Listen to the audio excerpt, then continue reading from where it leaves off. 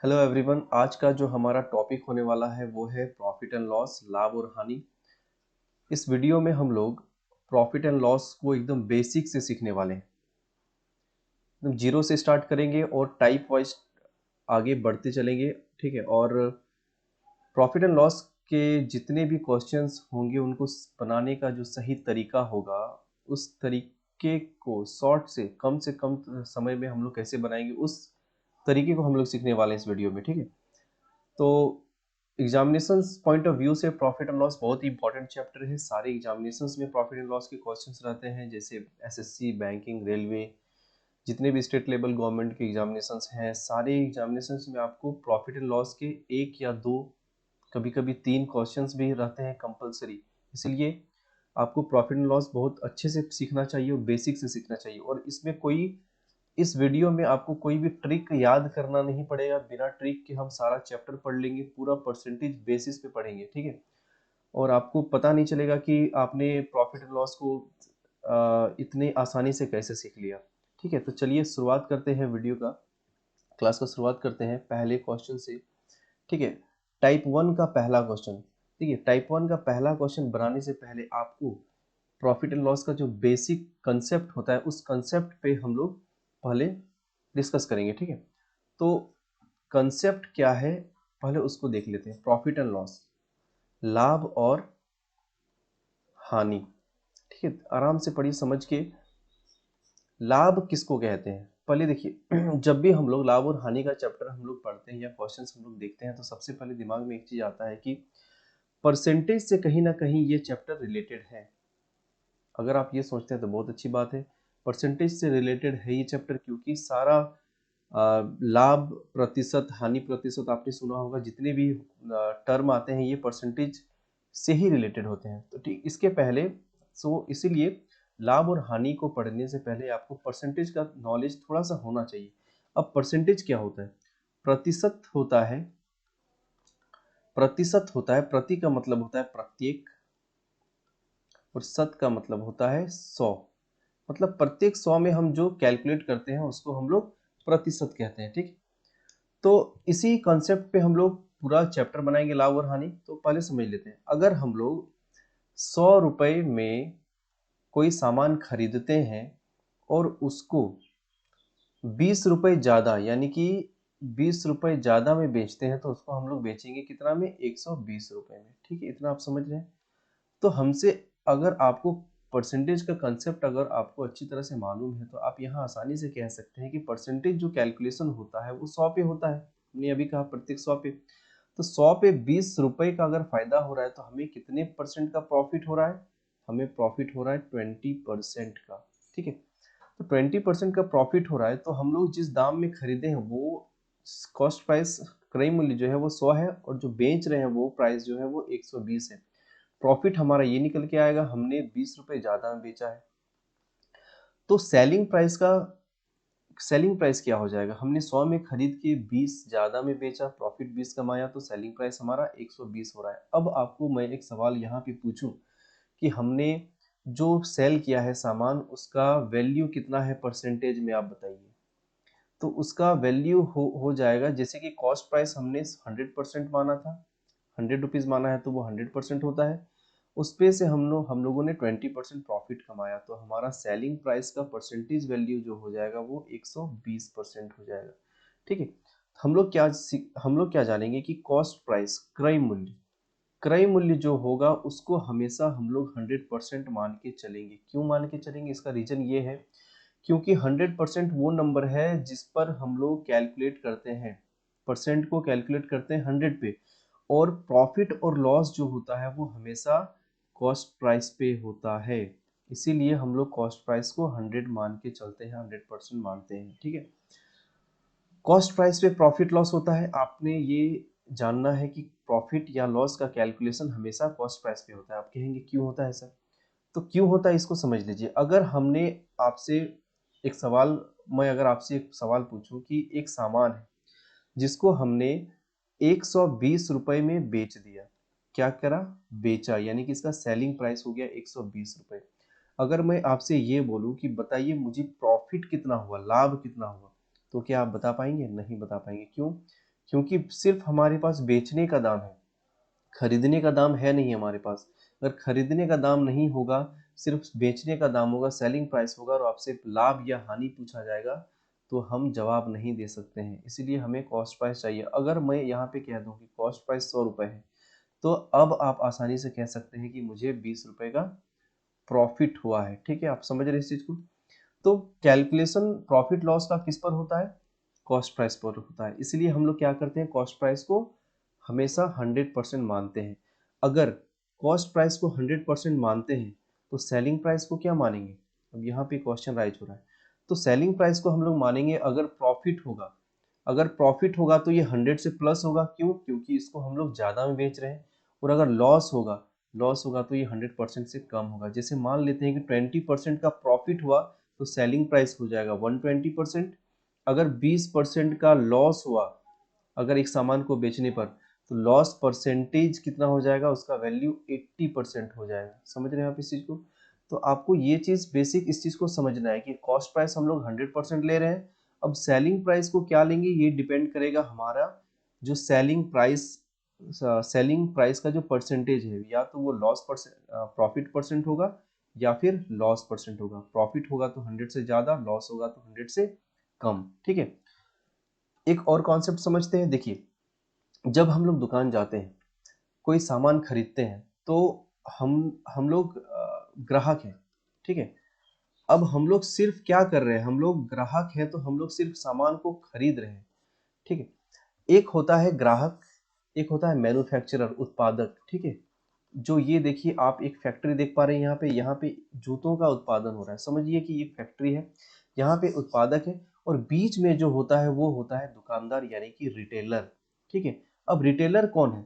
Retailer ऐसा middle man है जो, देखिए यहाँ पे मैन्युफैक्चरर से खरीदता है वो, यानी कि ये खरीद भी रहा है और ग्राहक को क्या कर रहा है, देखिए यहाँ पे सेल कर रहा है। मतलब ज्यादा से ज्यादा क्वेश्चंस हमारा कहाँ से आता है? इसी रिटेलर से। देखिएगा क्वेश्चन में लिखा रहेगा कि एक दुकानदार से रिलेटेड ज्यादा क्वेश्चंस रहते हैं। क्यों क्यों रहते हैं? क्योंकि हमारा जो यहाँ कंसेप्ट है खरीदने का और बेचने का, दोनों दुकानदार पूर्ति करता है। दुकानदार खरीदता भी है और बेचता भी है। अब सपोज करिए कि यहाँ पे दुकानदार ने एक जूता इस फैक्ट्री से खरीद के लाया 100 रुपए में। ठीक है, 100 रुपए में खरीद के लाया तो उसका परसेंटेज वैल्यू कितना हो गया? 100%। कितना में भी खरीद के लाया, मान लीजिए 200 में भी खरीद के लाएगा तो परसेंट वैल्यू उसका 100% ही होगा। तो अगर इस दुकानदार ने या इस फैक्ट्री से कुछ जूते खरीद के लाए जिसका कॉस्ट प्राइस है 200 रुपए, अब ये जो दुकानदार है इस कस्टमर को इसने अगर ये सेल कर रहा है तो इस जूते को मान लीजिए वो 20% प्रॉफिट पर सेल कर रहा है, तो इस ग्राहक को कितने रुपए पे करने होंगे? इस ग्राहक को पे करने होंगे परसेंटेज में 120%। जो भी खरीदा गया था, जितना रेट में खरीदा गया था उसका 120% में खरीदना होगा। तो यहाँ पे फायदा क्या हुआ? दुकानदार का फायदा हो गया 20% का। अगर यही से खरीद कर ये 100 रुपए में, कोई 200 रुपए में सामान खरीद कर ये अगर इस जूता को 150 में अगर ये इस ग्राहक को बेचता है 150 में, इसको क्या होगा? 50 रुपए का लॉस हो जाएगा। ठीक है, तो आपको ये चीज ध्यान देना है कि कॉस्ट प्राइस क्या है हमारा और सेलिंग प्राइस क्या है हमारा। ठीक है, चलते हैं क्वेश्चन पे। फर्स्ट टाइप का क्वेश्चन देखिए यहाँ पे है, the cost price of an article is 800 rupees. If it is sold on 20% profit, what will be its selling price? वस्तु का क्रय मूल्य 800 रुपए है। एक वस्तु का क्रय मूल्य है उसका 800, मतलब खरीद दाम जो है वो 800 रुपए है, उसे 20% लाभ पर बेचा जाता है। तो ज्ञात करें कि उसका विक्रय मूल्य क्या होगा। अब देखिए कॉस्ट प्राइस जो है वो क्या है, यहाँ पे दे रखा है 800 रुपए। ठीक है, प्रॉफिट परसेंट हमारा दिया गया है। प्रॉफिट परसेंट कितना दिया गया है? 20%। अब एक चीज बताइए, प्रॉफिट परसेंट जब वो 20% कमा रहा है तो हमसे सेलिंग प्राइस पूछा गया। तो सेलिंग प्राइस हमने अभी क्या कहा था? कॉस्ट प्राइस हमेशा क्या होगा? 100% होगा। अब इसमें उसने 20% प्रॉफिट कमाया, तो सेलिंग प्राइस का परसेंट वैल्यू कितना हो जाएगा? 100 में 20 ज्यादा, यानी कि 120%। मतलब हमें 120% का वैल्यू निकालना है, यही निकालने के लिए कहा गया है। तो 100% का वैल्यू तो यहाँ दे रखा है 800। अब 800 का यदि हम डायरेक्ट 120% निकाल देते हैं तो हमारा आंसर यहीं पे आ जाएगा, 12 8 96, 960 रुपए में वो सेल करेगा। तब उसे 20% का प्रॉफिट होगा। समझ रहे हैं? ये 100% था, 100% इज इक्वल टू 800, हमें निकालना है 120 का वैल्यू, तो 120 यहाँ निकाल सकते हैं। ठीक है, चलते हैं नेक्स्ट क्वेश्चन की ओर। इस टाइप का नेक्स्ट क्वेश्चन है, the cost price of an article is 900 rupees, if it is sold on a loss of 20%, then what will be its selling price. किसी वस्तु का क्रय मूल्य 900 रुपए है, उसे 20% हानि पर बेचा जाता है, तो ज्ञात करें कि उसका विक्रय मूल्य क्या है।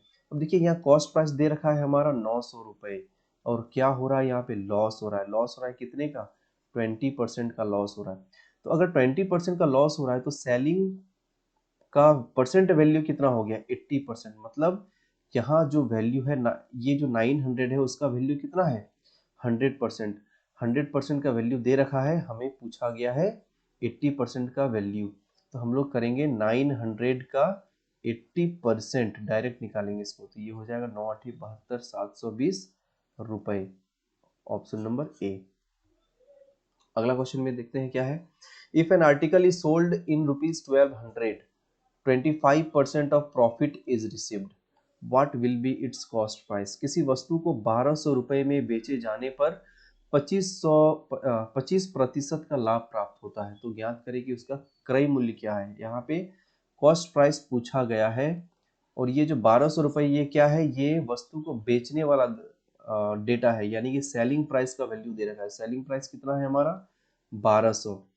अब क्या हो रहा है, 25% का लाभ हो रहा है, प्रॉफिट हो रहा है। प्रॉफिट परसेंट कितना दिया गया है, प्रॉफिट परसेंट कहा गया है 25%।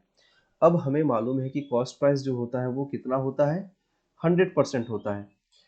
अब कॉस्ट प्राइस अगर 100% है और 25% हमने फायदा कमाया है, तो सेलिंग प्राइस का परसेंट वैल्यू कितना, सेलिंग प्राइस का परसेंट वैल्यू हो जाएगा 125%।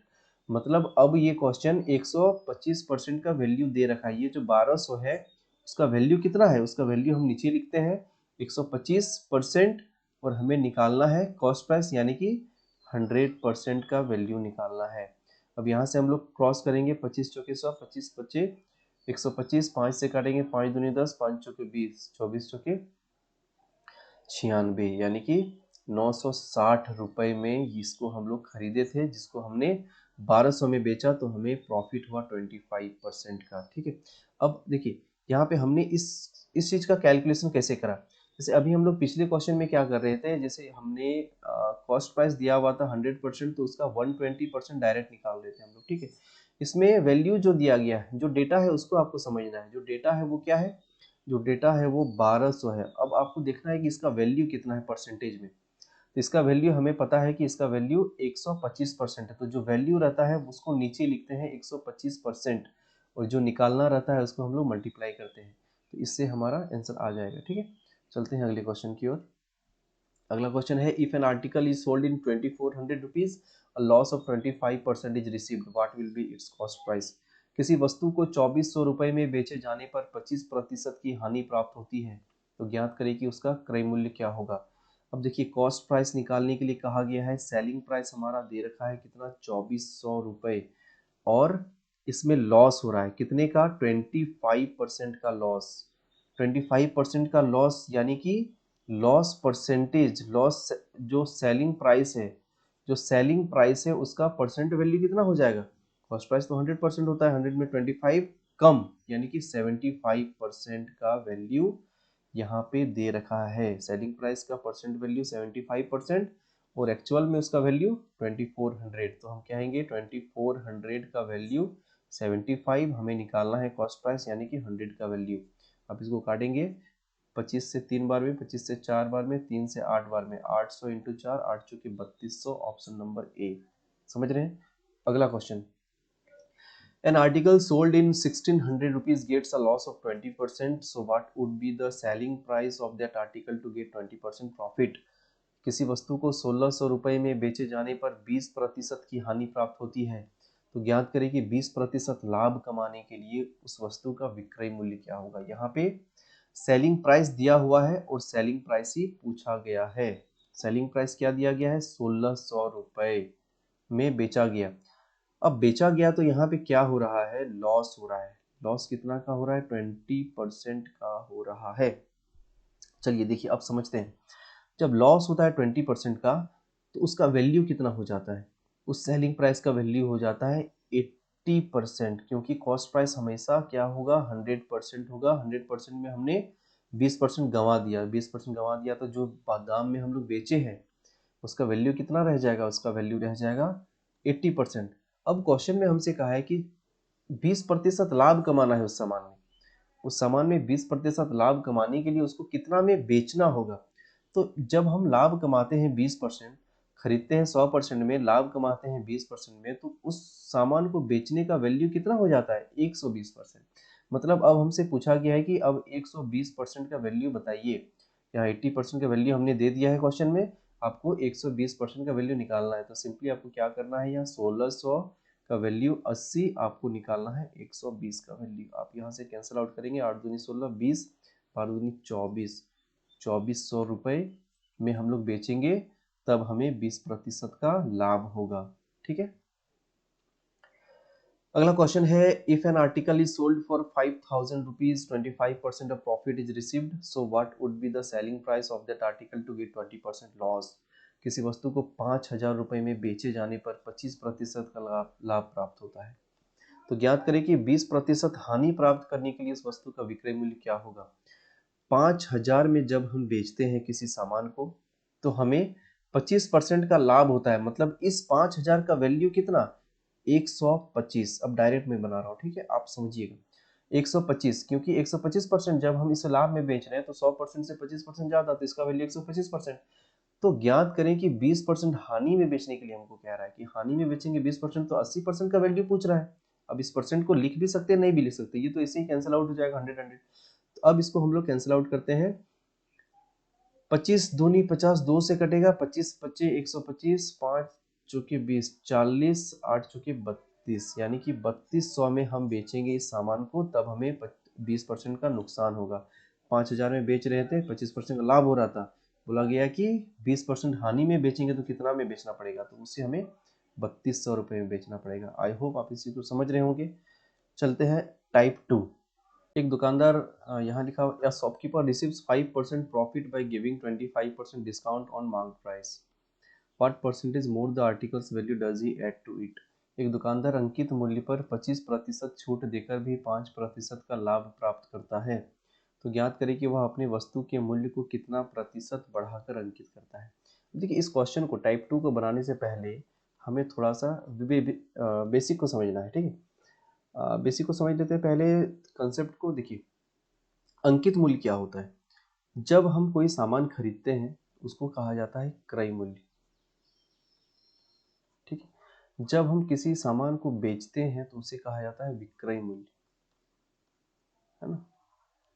और जब एक टर्म इसमें और है, मार्केट प्राइस, जिसको आपने देखा होगा कि कोई सामान हम लोग खरीदते हैं उसमें एमआरपी लिखा हुआ होता है, ठीक है, उसको बोलते हैं अंकित मूल्य। ठीक है, ये अंकित मूल्य क्या है, इस कंसेप्ट को आपको पहले समझना है। आपने क्रय मूल्य समझ लिया, जिस दाम में हम लोग खरीद रहे हैं, जिस दाम में हम लोग बेच रहे हैं, वो विक्रय मूल्य हो गया। अब अंकित मूल्य वो दाम होता है, वो मूल्य होता है जिसे कोई सामान पे हम लोग अंकित करते हैं। जैसे कि मान लेते हैं कि एक दुकानदार है, एक दुकानदार है जिसने एक शर्ट खरीदा। ठीक है, शर्ट उसने खरीद के लाया 100 रुपए में।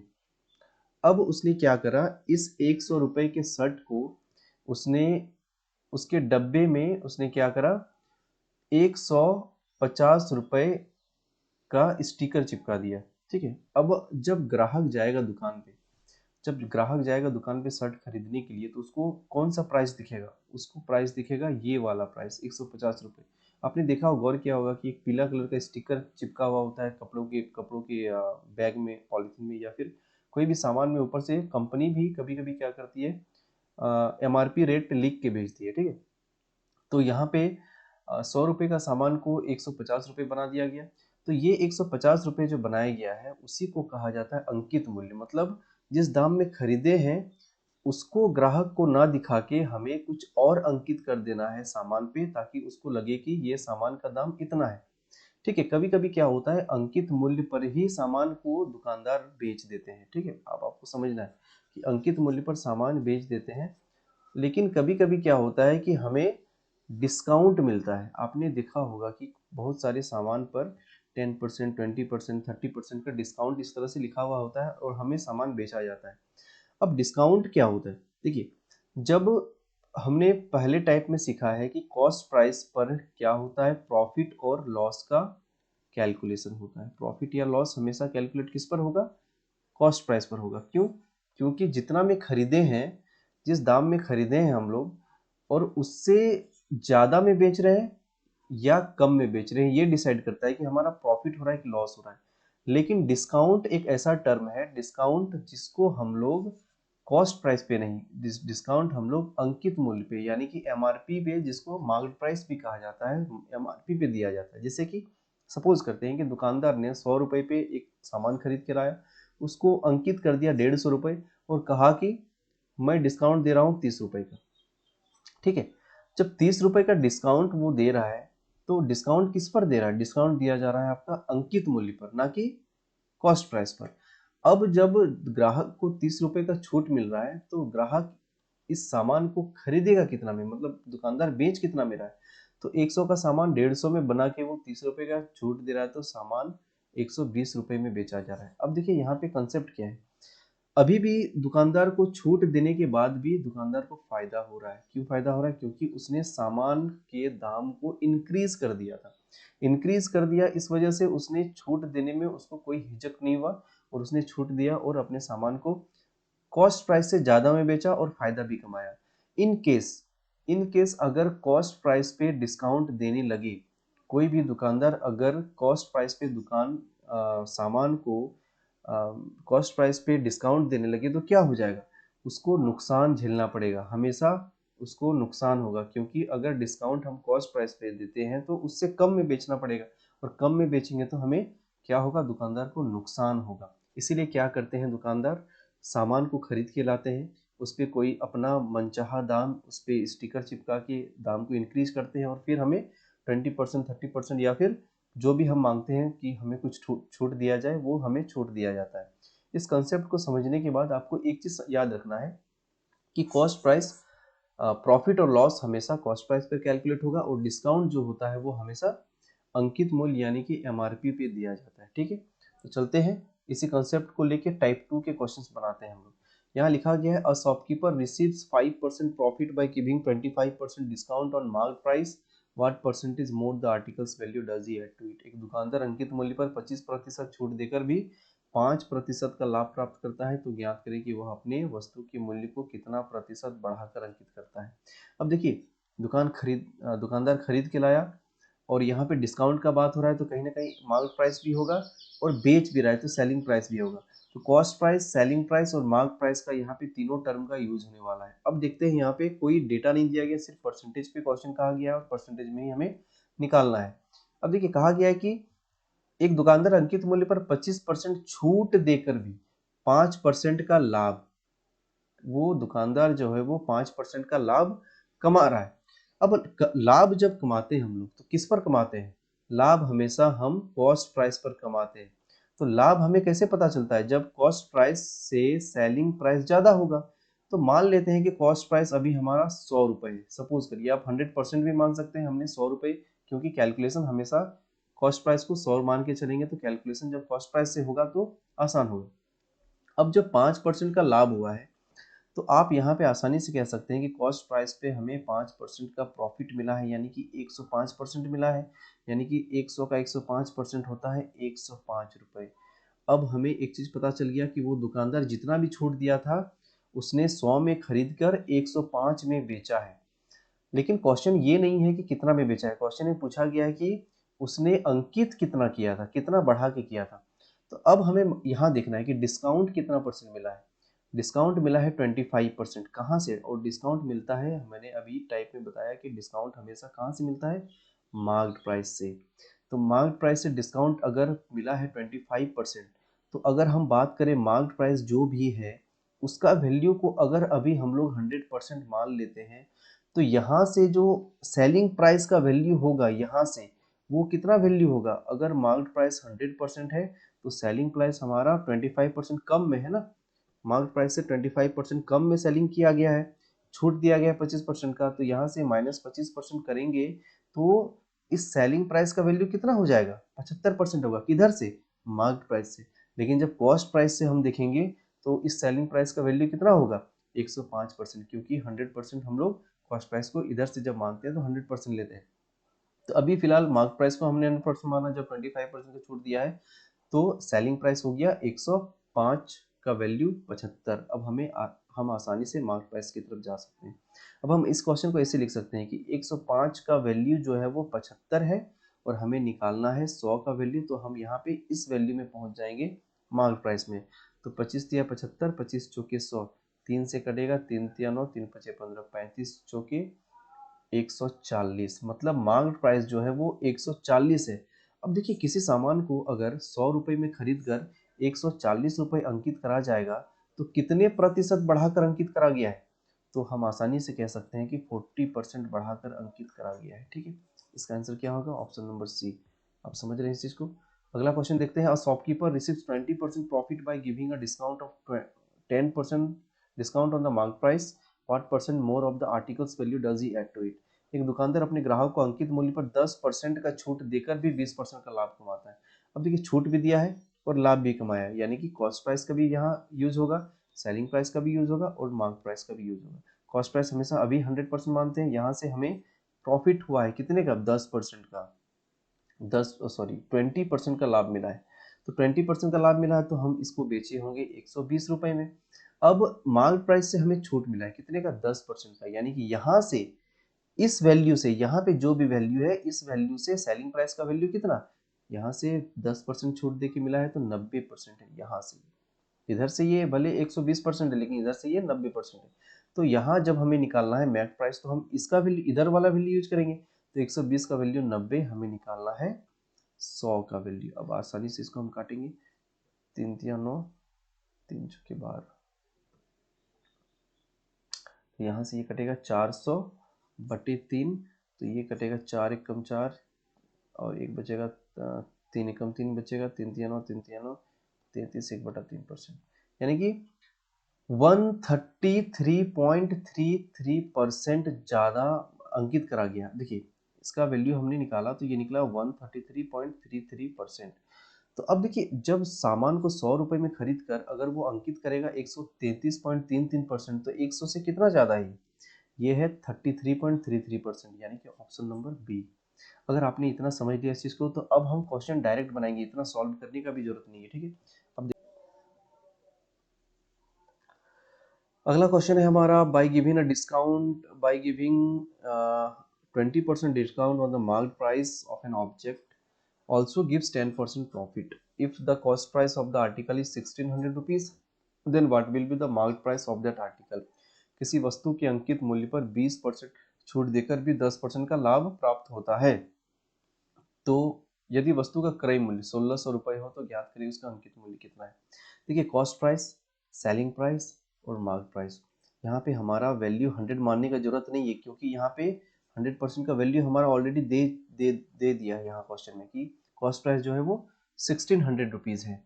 अब कहा गया है कि 10% लाभ कमाया है, तो सेलिंग प्राइस तो 10% ज्यादा होगा ना 1600 से।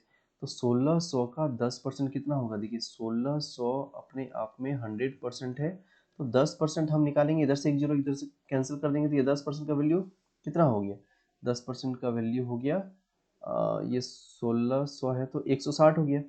तो 1600 में 160 ज्यादा प्रॉफिट कमाया है वो, तो बेचा है कितना में, बेचेगा वो 1760 में। क्यों, इधर से हमने 10% लाभ को निकाला है और 10% का वैल्यू यहाँ है 160, तो 160 हम जोड़ देंगे तो 1760 में बेचे। अब मार्केट प्राइस जो भी है वो तो फिलहाल हमारे लिए 100% है, यहाँ जो भी वैल्यू है उसका 100% है। अब उसमें क्या करा जा रहा है, हम लोगों ने 20% छोड़ दिया है। तो अब कह सकते हैं कि इस 1760 का जो वैल्यू है वो 80 है, हम निकालेंगे 100 का वैल्यू तो मार्केट प्राइस हम पहुंच जाएंगे। ठीक है, तो 8 से काटते हैं, 8 दूनी 16, 8 दूनी 16, ये आ गया हमारा 2200 रुपये। ठीक है, अब हमने डायरेक्ट कर दिया, यहाँ पे परसेंटेज, यहाँ पे 100% का डेटा हमारा दे रखा था। ठीक है, अब देखिए इसको इतना सॉल्व करने का जरूरत नहीं है, हम सिर्फ क्या करेंगे, क्वेश्चन को देखेंगे और हमारा जवाब तुरंत एक ही लाइन में मिल जाएगा। जैसे देखिए यहाँ 1600 रुपये है, 1600 रुपये का लाभ हुआ है, 1600 में बेचने पर हमें 10% का लाभ हुआ, ये क्रय मूल्य है, सॉरी लाभ हुआ 10% का, तो 1600 का 10% हम डायरेक्ट निकालेंगे। 1600 का 10% होता है 160, इसमें हम 160 जोड़ देंगे तो 1760 होगा। अब ये सेलिंग प्राइस है और डिस्काउंट देखिए कितना डिस्काउंट देखिए 20%, यानी कि इसका वैल्यू 80, हम डायरेक्ट यहाँ निकालेंगे 100% का वैल्यू, तो हमारा एमपी निकल जाएगा, यानी कि मार्केट प्राइस निकल जाएगा। ठीक है, तो हमारा वैल्यू आएगा 2200 रुपीज़। देखते हैं अगला question. By giving 20% discount on the mark price of an article 60% of profit is received. If the discount is made to 30% then what is the profit percent. किसी वस्तु के अंकित मूल्य पर 20% का छूट दिए जाने पर 60% का लाभ प्राप्त होता है। यदि छूट को 30% कर दिया जाए तो ज्ञात करें कि उसका लाभ प्रतिशत क्या हो गया। थोड़ा सा क्वेश्चन चेंज हो गया, कोई बात नहीं है। कॉस्ट प्राइस लिख लेंगे, सेलिंग प्राइस लिख लेंगे, मार्क प्राइस लिख लेंगे। कॉस्ट प्राइस अभी परसेंटेज में निकालना है, इसलिए हम 100 मान लेते हैं क्योंकि कोई डेटा नहीं दिया गया है। अब 60% का लाभ हुआ है, यानी कि 160 में बेचे हैं।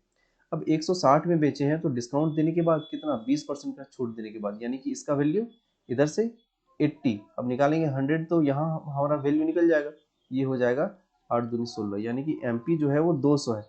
अब कह रहा है कि नहीं, अब 60% की जगह 30% छूट दीजिए, तो चलिए 30% छूट देते हैं। तो 200 में 30% अगर छूट देंगे तो हमको बेचना कितना में पड़ेगा, तो 200 का 30% होता है 60। तो 200 में हम 60 माइनस कर देंगे तो 240 में बेचेंगे, सॉरी 140 में बेचना पड़ेगा उस सामान को, अगर जब हम 30% का छूट देंगे तो 30% का छूट देते हैं, 140 में बेचते हैं। कौन सा सामान, जिसका दाम है 100 रुपये। अब 100 रुपये वाले सामान को जब 140 में हम बेचते हैं तो हमें प्रॉफिट कितना होता है, प्रॉफिट होता है 40%, ऑप्शन नंबर बी।